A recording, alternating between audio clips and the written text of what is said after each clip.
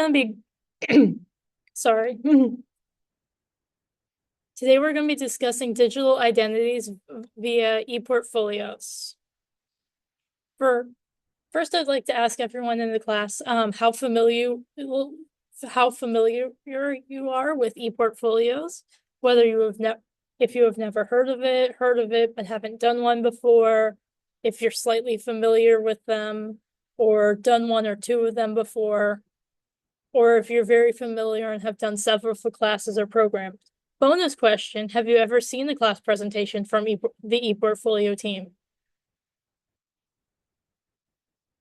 All right, so let's get into what an ePortfolio is. An ePortfolio is a digital collection of student or faculty work developed over a variety of content texts, whether it be for classes, social activities, etc. over time. This could be something that you have to make for a resume or a job application. You want to compile these supplies of things you have made into a singular file that is more user-friendly and interactive than, say, the traditional resume.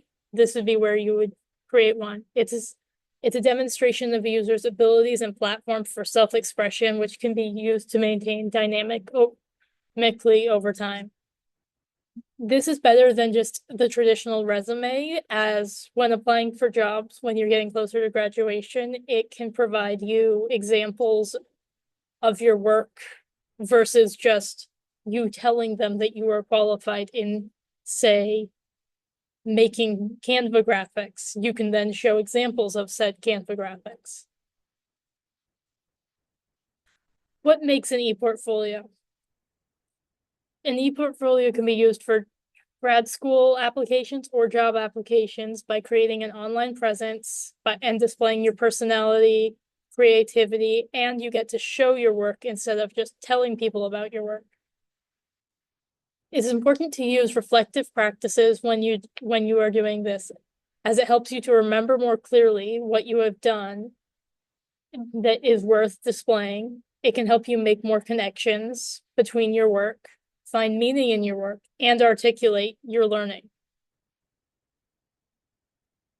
There's a couple stages between creating your ePortfolio.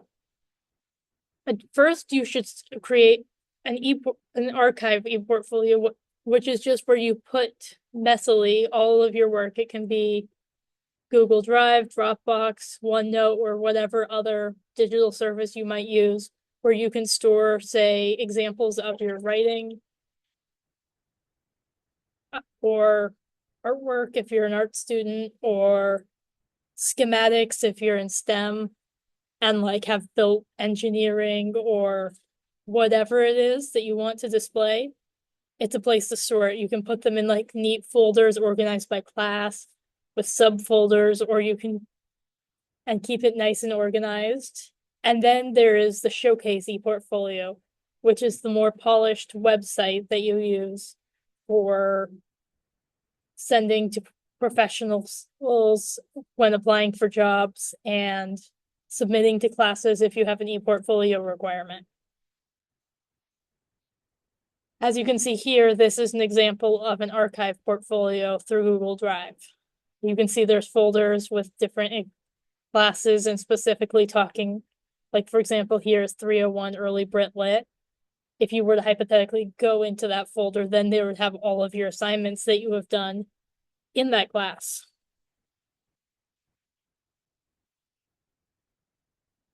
And here, for example, is my ePortfolio, where you can see an example of what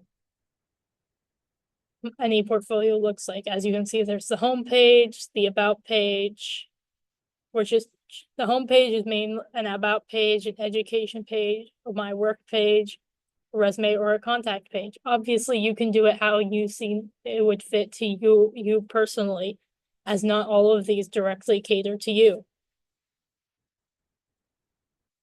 The ePortfolio offers a variety of support with where you can get written tutorials on how to do things, video tutorials, and you can also schedule appointments with us in person in the library.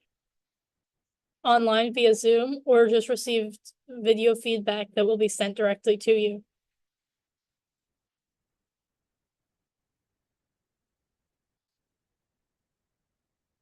This is a continuation.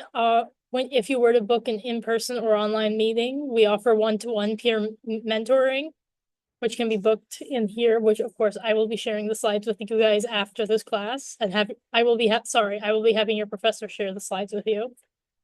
And if you get asynchronous videos of screencast feedback, you can just submit your ePortfolio link at the link provided here. Sometimes we also provide student workshops, and we have open studio hours via Zoom and where people can pop in if you need feedback. For here, we're going to show you just a quick glimpse of how the scheduling works. For example, see, these are some times of students who are available to get, of grad ePortfolio studio workers who are available for working with an ePortfolio student. You would select the time slot that you would like. And under the person, as different people will show as online or in person. And you will then go there and book your appointment. Select the time, provide the information that it will request, which will include information such as a link to your existing ePortfolio if you have one, just so the ePortfolio assistant can review your ePortfolio before meeting with you and be prepared to give more concrete feedback rather than on the fly feedback. And any other additional questions you have, such as what specifically you need help with relating to your ePortfolio.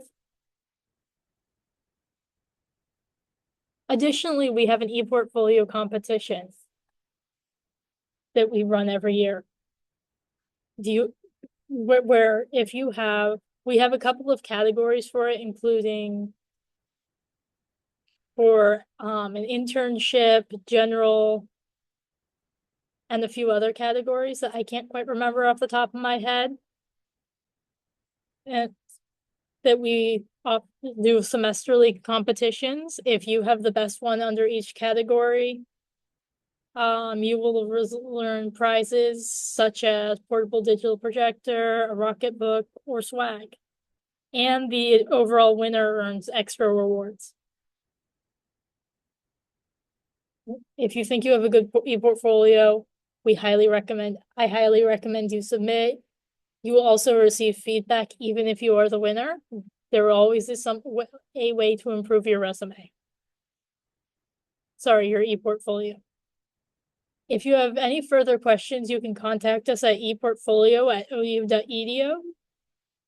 And we also encourage you to follow us on social media as we share our tutorials, workshops, schedules, and more. You can find us on Instagram, Facebook, and X, just using our handle ePortfolio. And if you have any further questions, you can also just directly ask me right after this now that this presentation's over. Otherwise, thank you so much for attending, and I hope to see you guys in the ePortfolio studio soon. Thank you.